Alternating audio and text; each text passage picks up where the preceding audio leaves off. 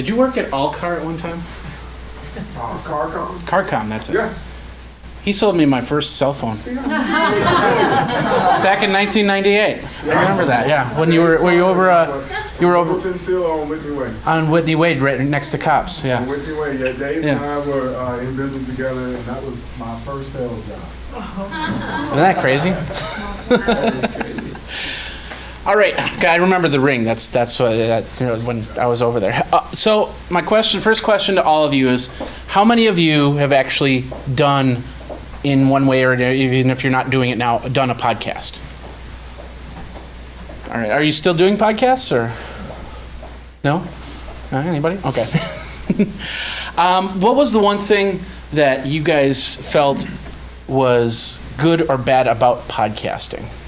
One of the reasons why you stopped doing it.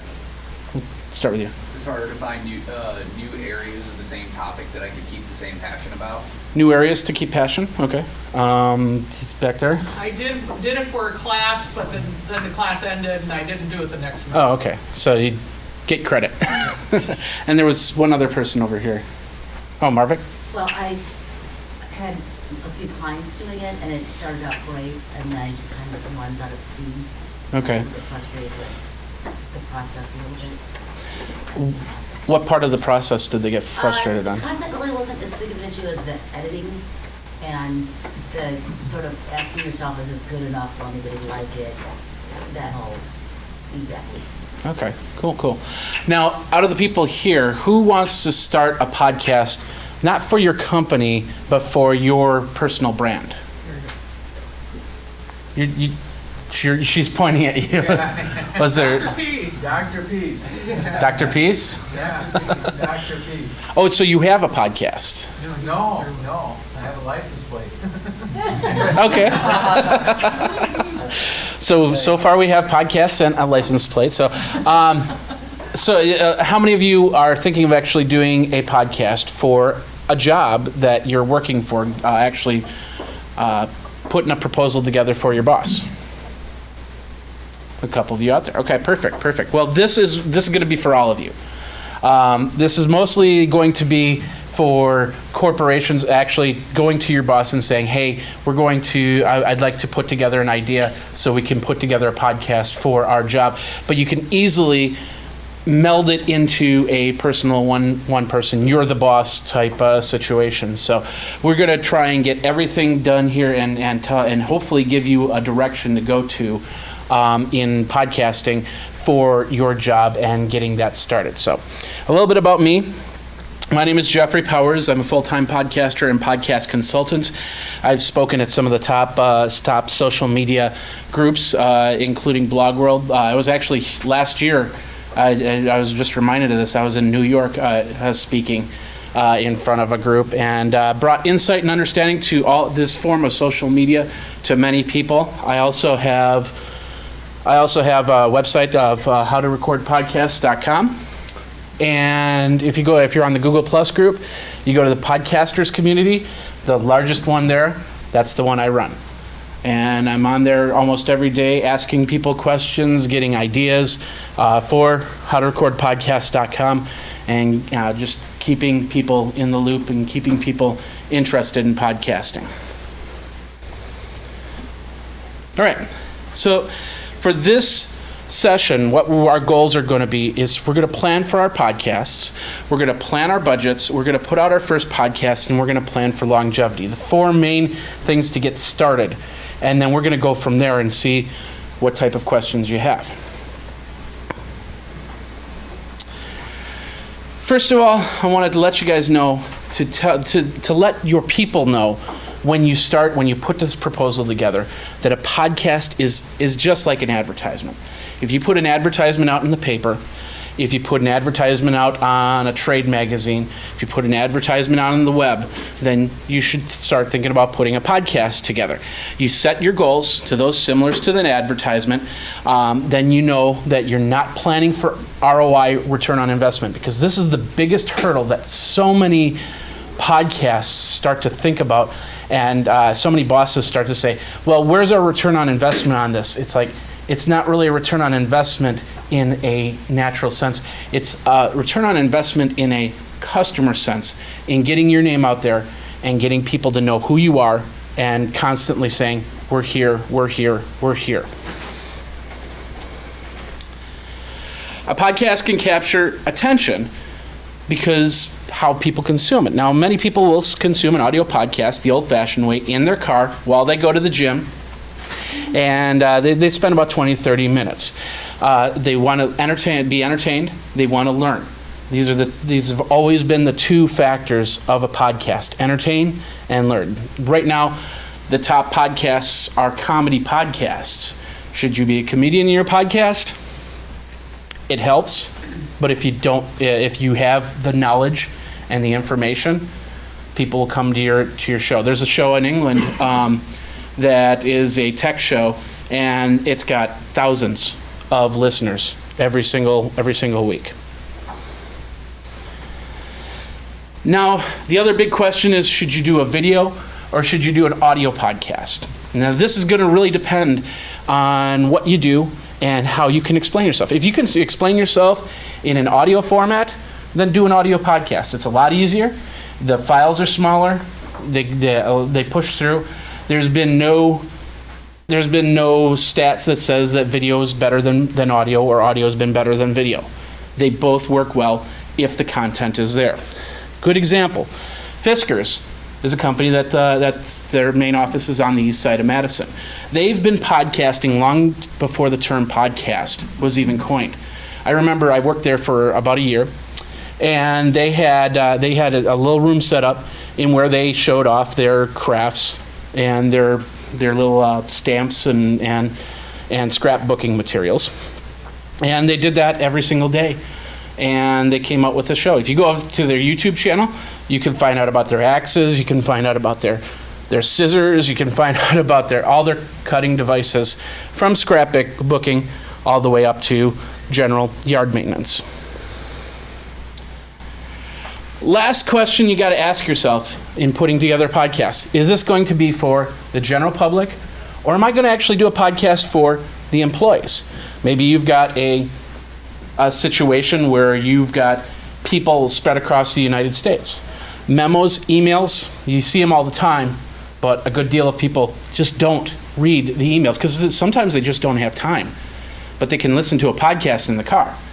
So if you say, this is what's going on this week, this is the top sales this week, this is what we've got, remember to push this, remember to push that into a podcast, in an internal podcast, you might have your salespeople more up to date, more up to speed on what they're doing. All right.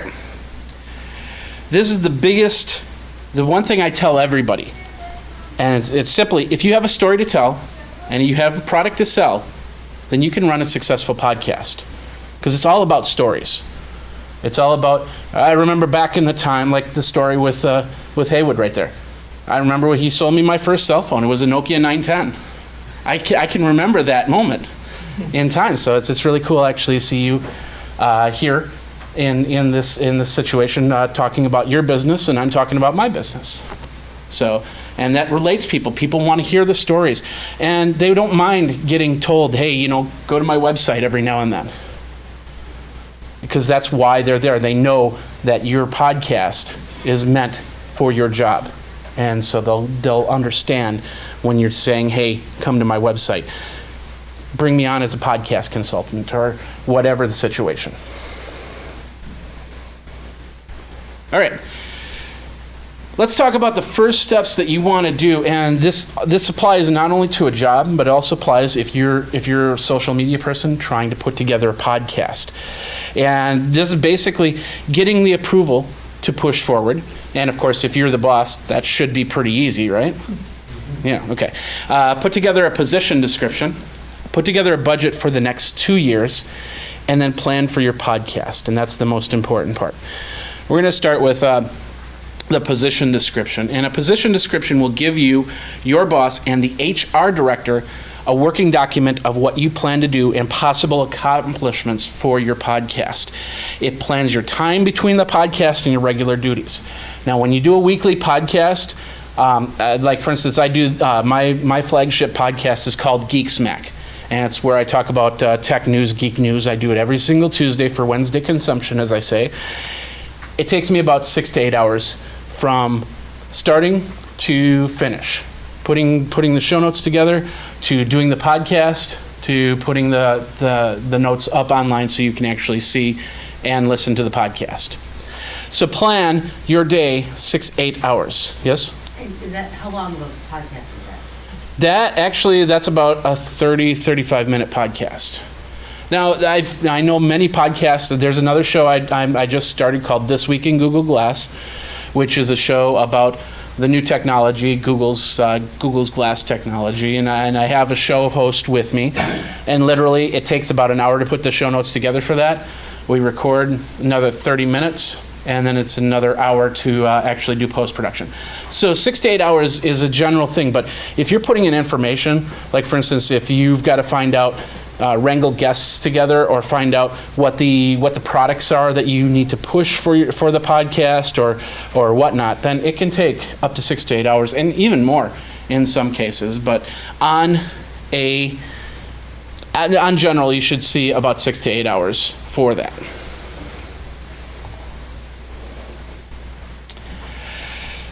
As for podcast frequency, I always...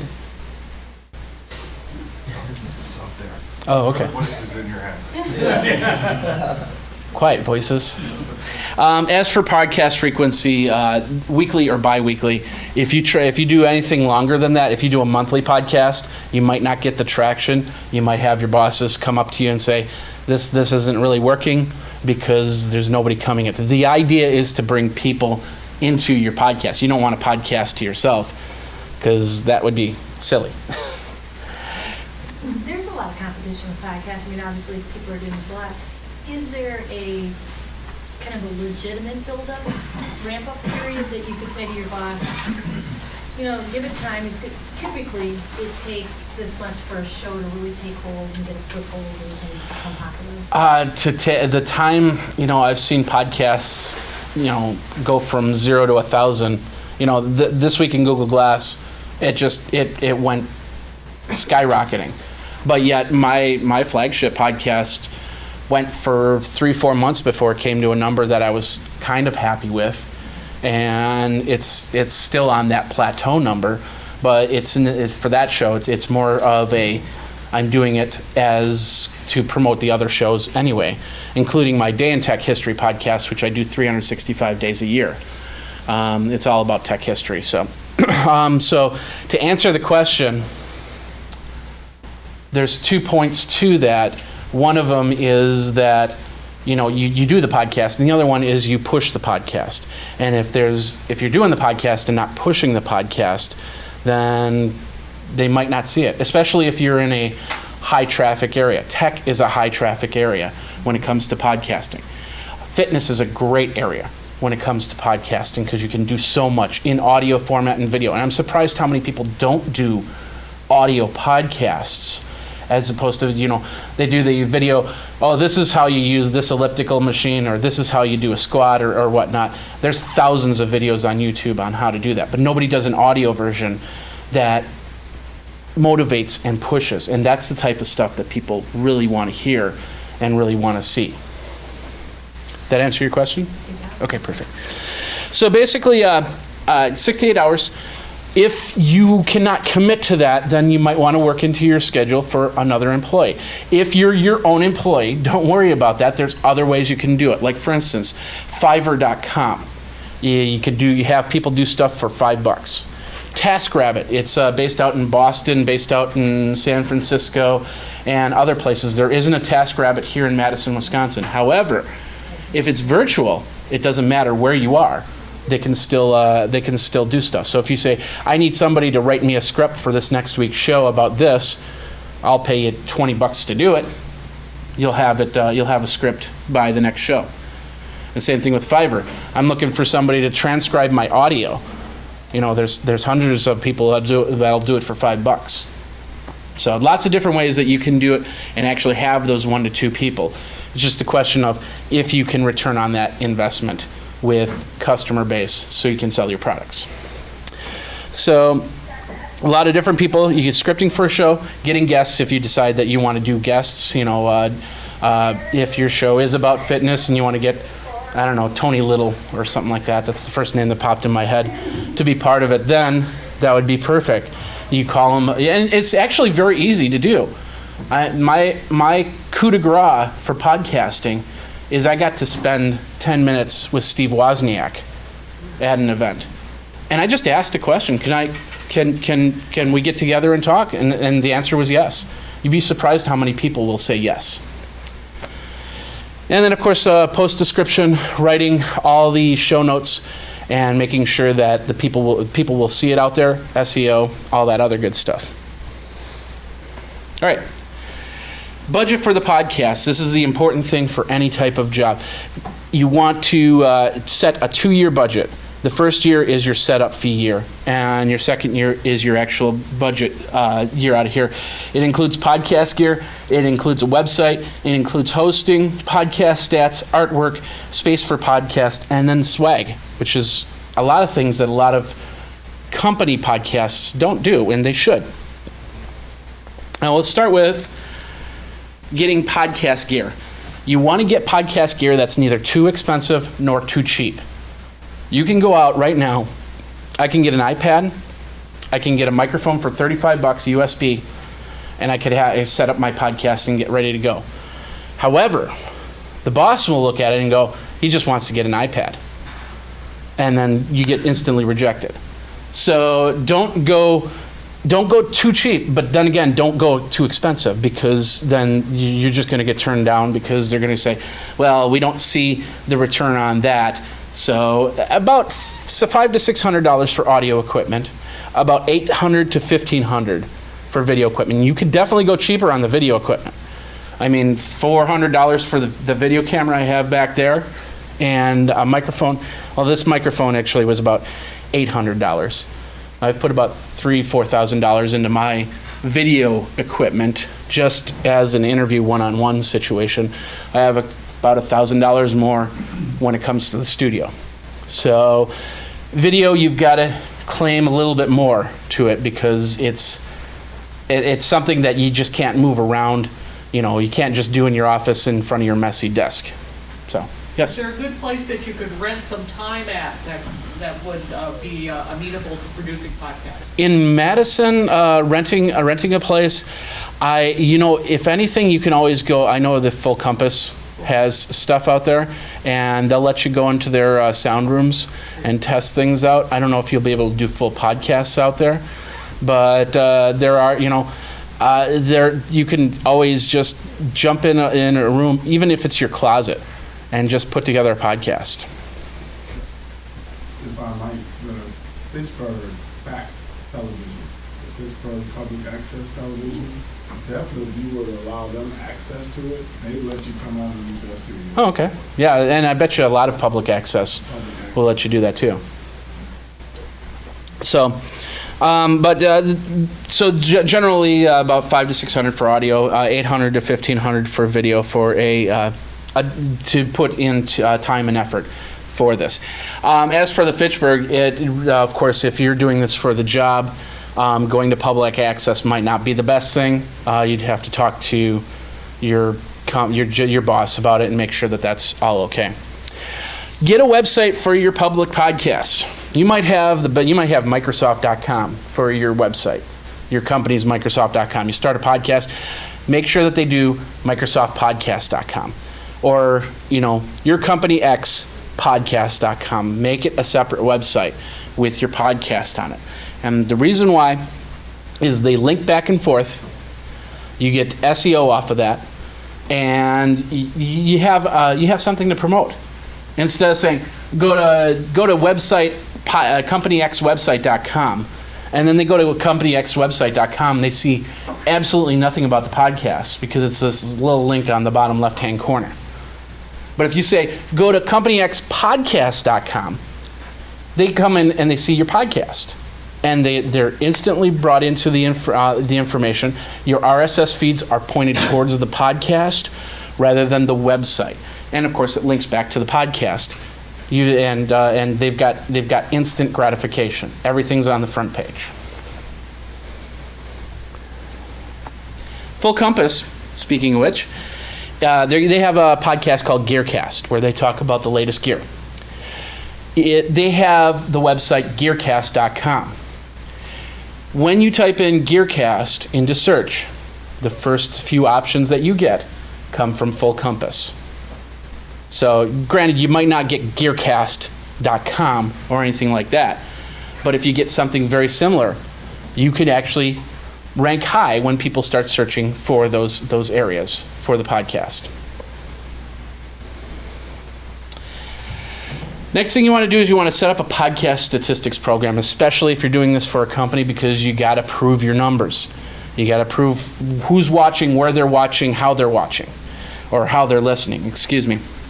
So it gives you a definite idea of who you are reaching and who you are missing. So you can tailor it to catch the people you are missing. There are two ways you can go. If you need hosting with your podcast, there are a couple here, Libsyn.com and Blueberry.com. That's BLUBRRY.com. And then if you need just stats, you already got a place to host. Maybe your company has storage that you'll be putting the audio or video on. Then you can use statistics programs that Blueberry also offers. And then another company called Podtrac, PODTRAC.com. And what they basically do is they put a little token in front of your MP3 file. So if you have episode1.mp3, companyx.com/episode1.mp3, they'd put in some code right before it that would basically pass through their website to get to your MP3 file. I've been using that. I've been using Blueberry's statistics program for over 5 years. It doesn't cause any hiccups. People get to my media, so there's never been any real problem with doing that if there was any concern on that. Go ahead. What's the cost associated with Blueberry? Well, there are free models and there are cost models. A lot of times for hosting, like for instance, I have one podcast on Libsyn. It's $5 a month as their lowest price. I'm on the $20 a month plan because I do a little bit more traction with that podcast. Blueberry.com, $8 a month, and I think that's where their starting plans start. And then just the hosting, you can get free hosting. So both of these offer free hosting services. You just don't get the real in-depth, what city they're actually listening or watching to. So, and then I think there's like $8 a month for their for just the host, just the statistics. Ron. Did the stats show you how long the person watched? There is an average time on there, but it's not per person. It's on a whole. Yeah. Some other stats that you'll get. I can tell you, Geeksmack is actually in about 120 different countries. People have listened to my show in Romania and Libya and little countries that I've never heard of before. And they've listened. They've downloaded my show. So that's pretty cool. I can tell you that the majority of the people that listen to my shows are male, about 75% to 25%. I can tell you that out of my shows, the United States is the majority, but they're also using Microsoft products to consume my shows. And that's changing now because of the mobile stuff. And a lot of people are listening more on their mobile devices, whether it be an iPhone or a Samsung or another device. So the numbers are really starting to stretch out, pan out different areas. But you'll get to see that even on the free services. All right, this is probably one of the most important things. Get your artwork made. It's almost like a solidifying stamp that your podcast is going to go through in a corporate situation. Get good artwork made. Work with a graphic artist, like I said before, Fiverr.com. They also have graphic artists that do artwork for you for $5. And for like $25, they'll give you 5 options, and then you can choose from the best option and go from there. But you can work with people. You can get artwork done for your company. You go to your graphic artist, say, I need to have something done for iTunes, for banners, and everything like that. These artwork dimensions, mostly in red, are mostly for web-based stuff. 1400 by 1400 pixels is iTunes artwork standard.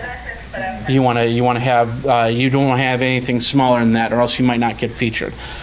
600 by 600 for most podcatchers, 300 by 300 for websites, 144 by 144 for icons. So your whatever graphic you design has to shrink as small as 144 by 144, which is about that big, give or take. 980 by 150, this is a header. Like when you go to a web page, you'll see it right on the front. It might even be your image on your companyxpodcast.com. 468 by 90, this is a small header. So if you actually have somebody put your podcast on their website, they can put it in the content area. But the most important one is the 3-foot by 2-foot wall banner. And the reason why you would do this in a corporation, if you're doing this, if you're just a social media person trying to do a podcast, this might be motivation. But for a company, for a job, it does two things. First of all, you put it on the wall in the break room, so people can see it and they know, hey, there's a podcast happening. And second of all, your boss sees it. And it's all about reminding the boss, all about reminding the HR department that you are doing a podcast and it's very serious, and you're trying your best at getting that done. And then, in 3 months they won't pull the plug. And we want to at least get about six months to a year to prove your podcast actually works for their company.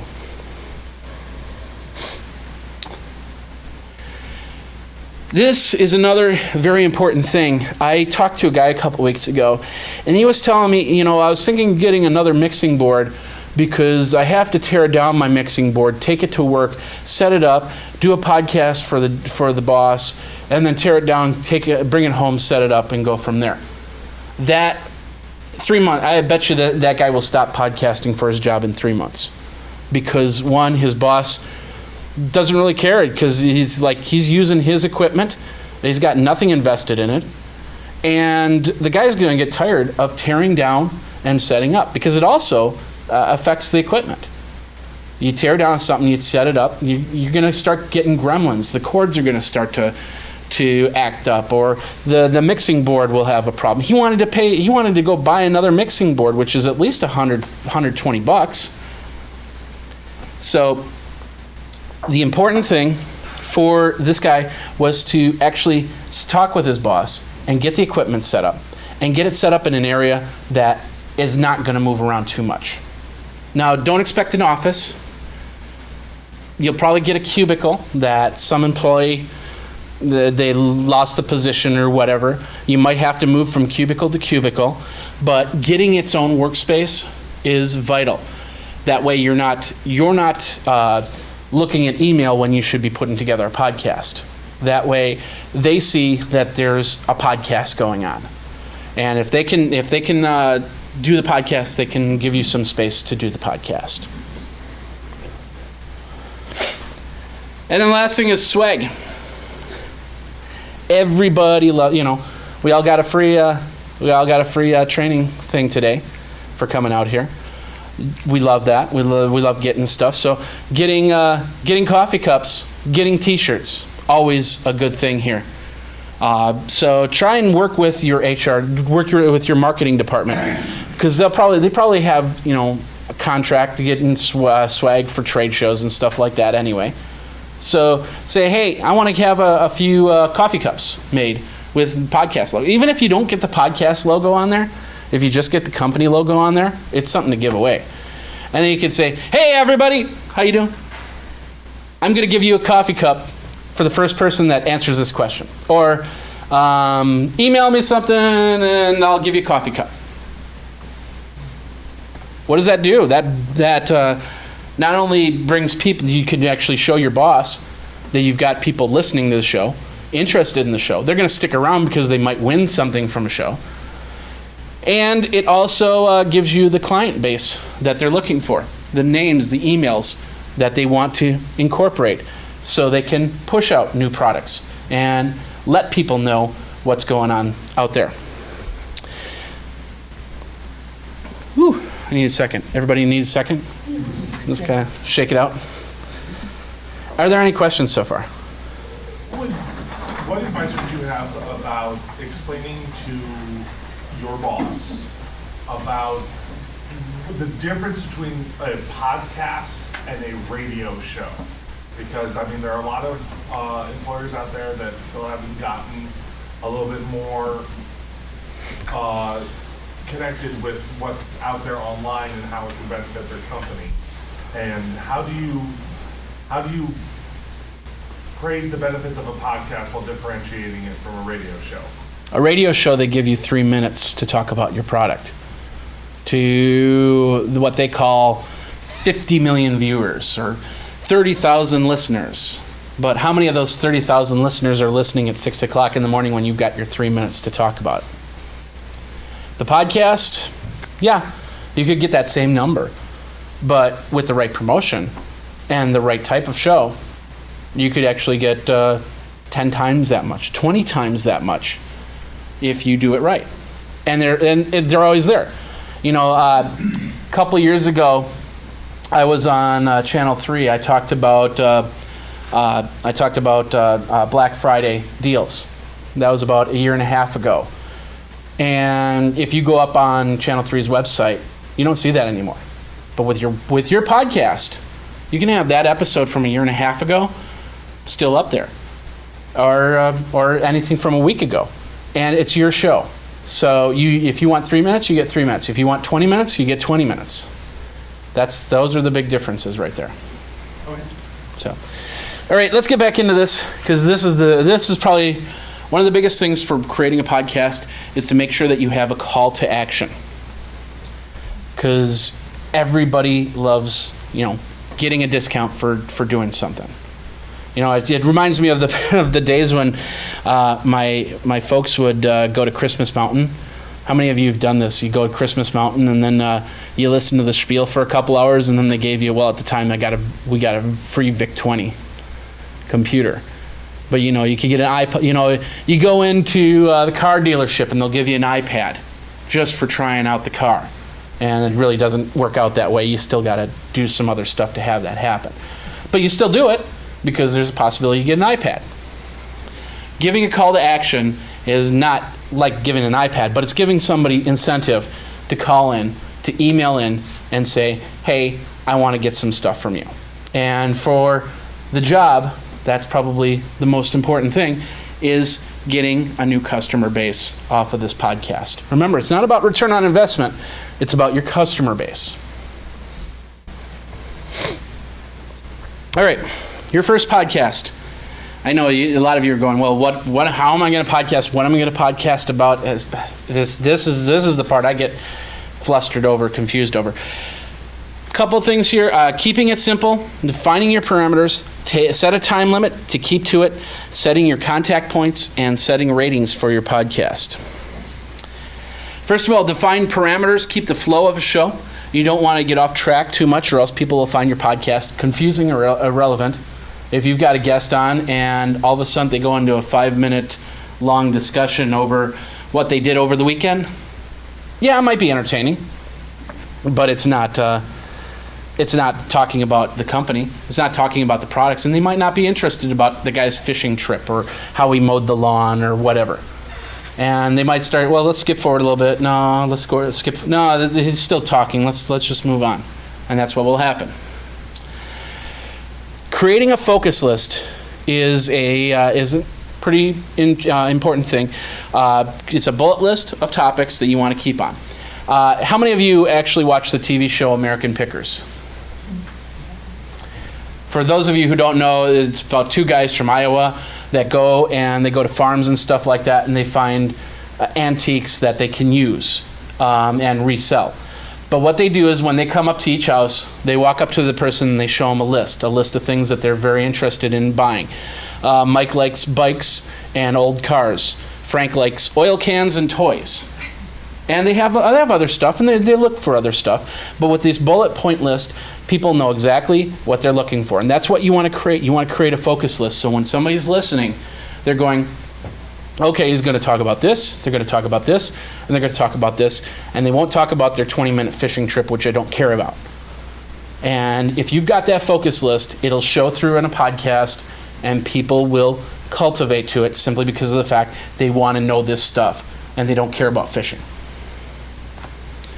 So, and another important point here is the podcast host's job is to keep the show flowing in the right direction. If you watch Conan O'Brien, if you watch David Letterman, if you watch Jay Leno, they actually put together scripts beforehand. They have questions that they're supposed to be asking them. You don't have that option half the time when you podcast. But you need to know when it's time to say, okay, it's time to move on to the next subject. It's time to ask the next question and keep the show flowing. So you, as a podcast host, you want to keep that show flowing in the right direction. Setting time limits with letting guests know these limits. You know, if, let's say I have Tony on for my next episode, and I say, hey, Tony, you know, I know you have some great website stories, but I want you to keep each story at about 2 to 3 minutes. Then we'll move on from there. It keeps the show flowing, gives an understanding, and that way, if you did go on about some story, I will, I'll find a way to direct you so we can move on from there. But Because I get long-winded, right? oh yeah. So as a host, you basically keep the show moving forward, like I said, with Conan, with Jay Leno, with David Letterman. That's what they do. That's why some of them are very successful and others are like not around anymore. Chevy Chase, for example. The best show hosts keep control of their shows and keep the best content from the guests. One thing last week we talked about on my show, This Week in Google Glass, we talked, Luca, who's my co-host, talked about how this 80-year-old woman was just fascinated by Google Glass, and he gave her a pair of Google Glass to wear, and she was so giddy. She was going, I'm going to go to my grandchildren and I'm going to say, I got to play with Google Glass. And it was a great story, and a lot of people related to that, and it was short, it was to the point, and we got some great content off of it. All right, podcast length. Don't worry about the point where shows on the content. My friend Rob Walsh, he works at Wizard TV, otherwise known as Libsyn, which I talked about earlier. He says the length of a podcast has never been proven to garner more listeners or views. In fact, longer shows like Adam Carolla, The Nerdist, have better numbers than shorter shows, even with celebrities at the helm. And you're saying, well, okay, Adam Carolla, popular comedian. The Nerdist, he's doing now The Walking Dead, so his popularity is rising. So yeah, these shows numbers are great. No, there's other shows out there with many different celebrities more popular than those two, and they don't have the numbers that they do. So it doesn't matter the length of the show. It just matters what type of content you have for it. If you don't have enough content, don't do an hour-long show. Do a 20-minute show. If you have enough content, do an hour-long show. As long as you have the stories and the listeners are still around. Yes. If you already have a schedule for 20 to 30-minute shows, is it better to say this is part one, or we're doing a special edition of 1 hour long? Part one, part two. I'll tell you one thing, and it just comes from my personal listening. If you say I've got part one and part two of a show, I probably won't listen to it because I want to hear it all at one point. And if I determine, okay, this is where I'm going to stop, this is where I'm going to stop. There's a lot of people that listen to podcasts in the car when they're driving to work 20 minutes, when they're driving home 20 minutes. And they will stop the show at that point until they get back in their car to drive home, and they'll start the show again. And it's just simple as that. If they stay entertained by whatever is coming through the radio or coming through the speakers, then they'll listen to it. But if you say part one, part two, you might miss part one. Podcasts sometimes work together, but sometimes they also work separately. And that comes from subscribers versus casual listeners. And yeah, if they're interested and they listen to part two and they're interested, they'll find part one and vice versa. But you're just giving them another hurdle to jump over. So, but podcast length, it's important to have it the same length every single time. So if it does do 2 or 3 parts because it's like 4 or 5 hours long, then you might want to do parts. But if you are doing an hour-long show and it's all it can all be to fit in the hour, then do it.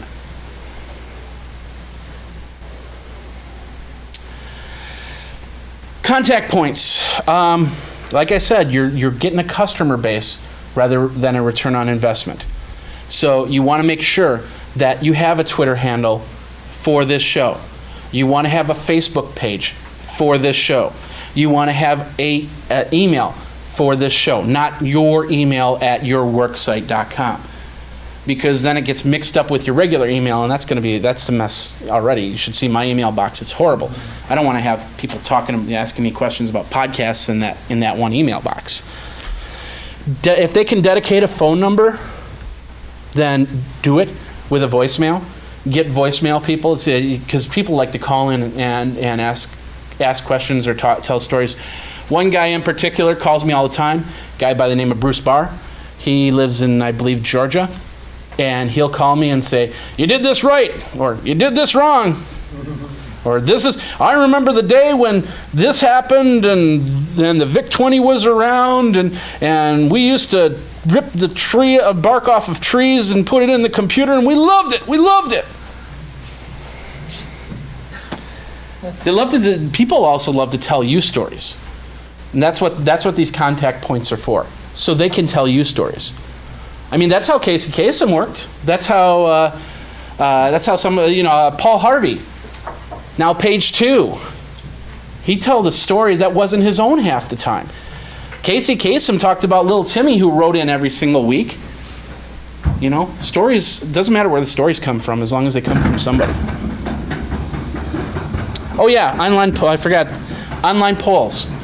On your website, if you could put an online poll and say, "Hey, got a question for you. Do you like this? A or B? Choose." And then bring it in and go from there. Got a couple more slides here. I know I'm getting close here. Rating your company podcast, very, very important. It basically tells you if you're doing an external podcast, if iTunes is involved, making sure that your podcast is PG or lesser will get you featured sometimes, not all the time. I wish there was a magic number for the feature, but it doesn't happen. So it also ensures you that nothing bad is said on a podcast. So, thank you very much.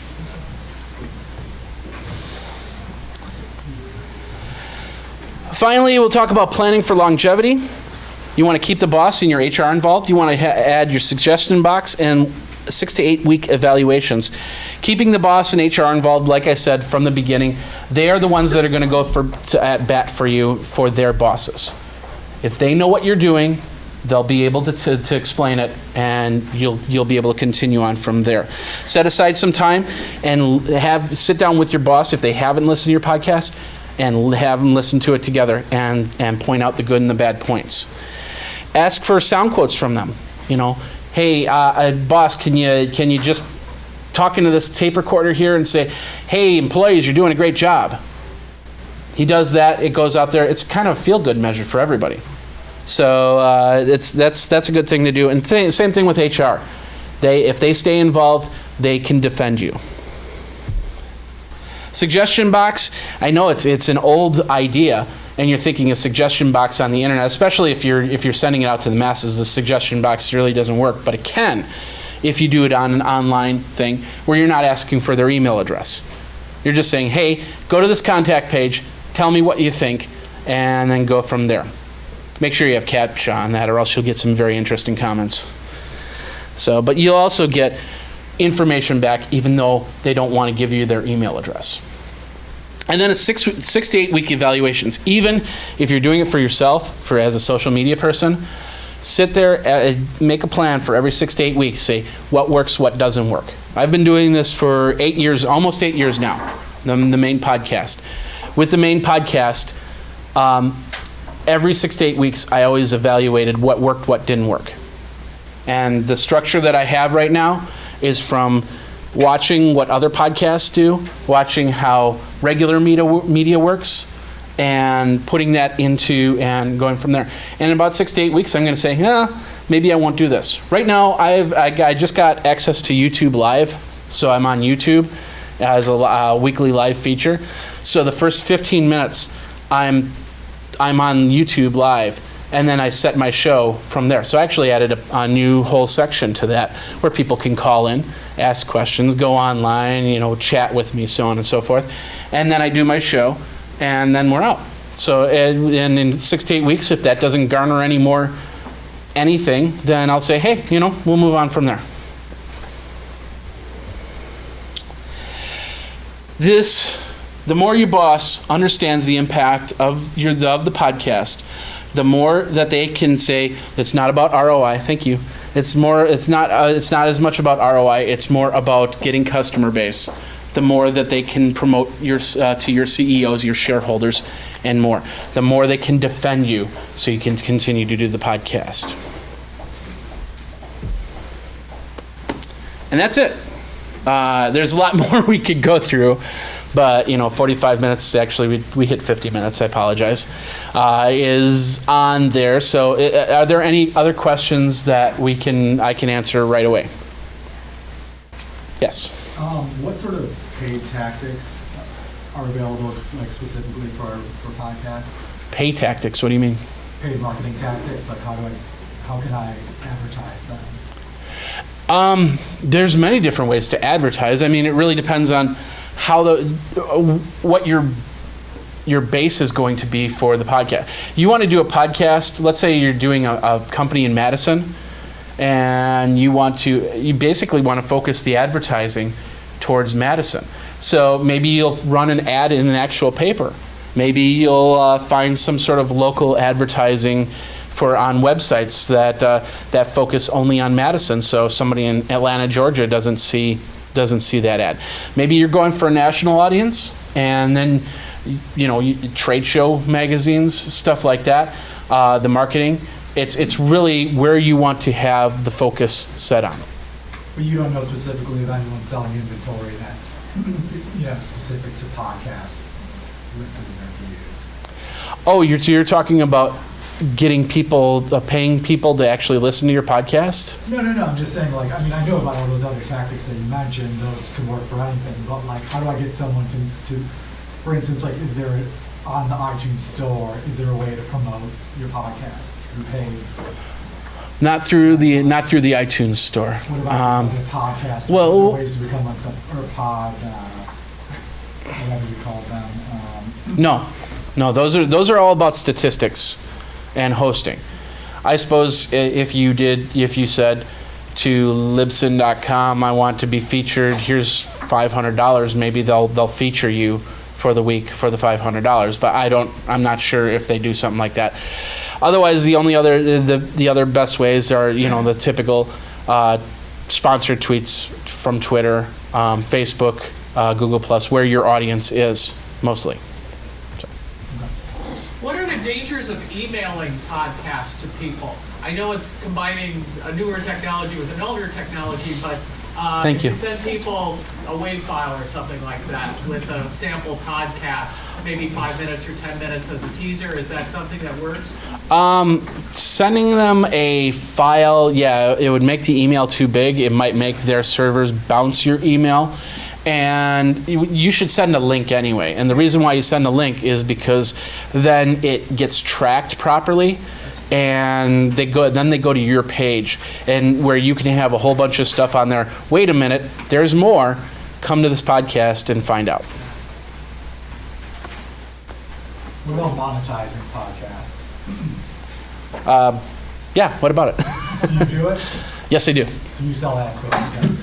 I have sponsors on certain stuff. I have ads on stuff. So. Okay.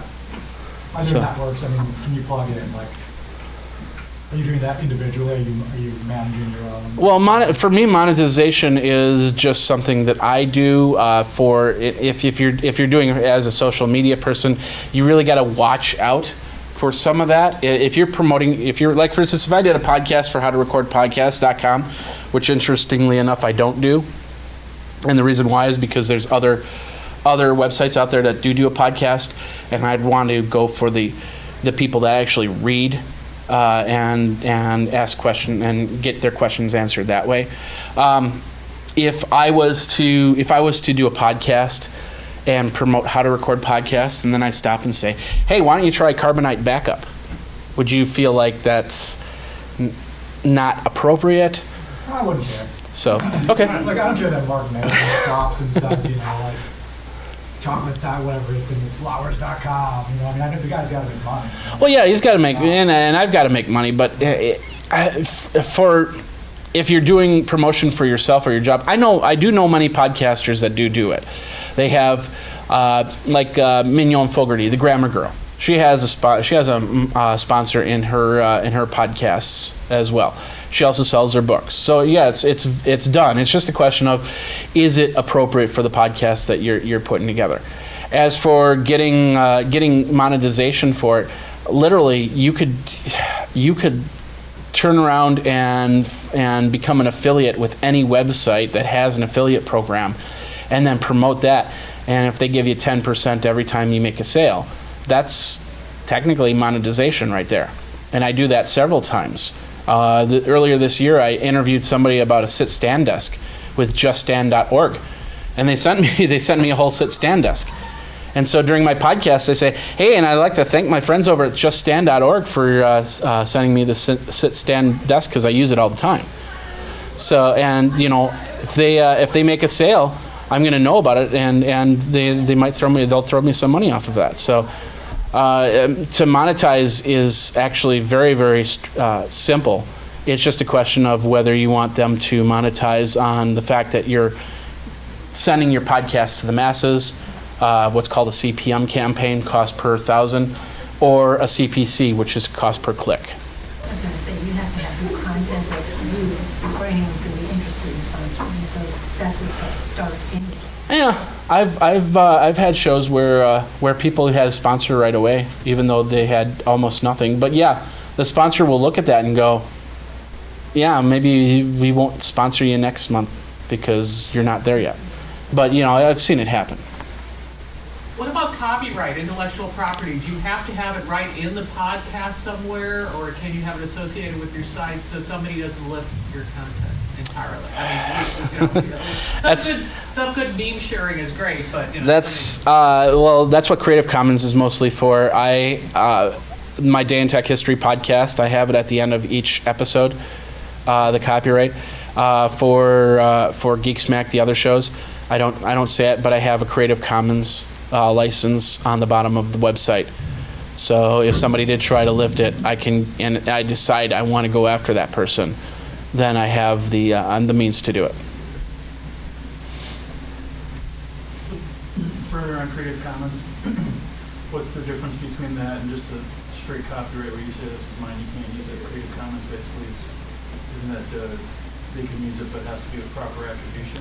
Well, it's all dependent on the attribution on there, but I'm really not a lawyer, so it's really, if you were to steal my episode, turn around and put it on a network where you make $20 per 1,000 listens and you get like 50,000 listens, is it worth my time to go after you for that money?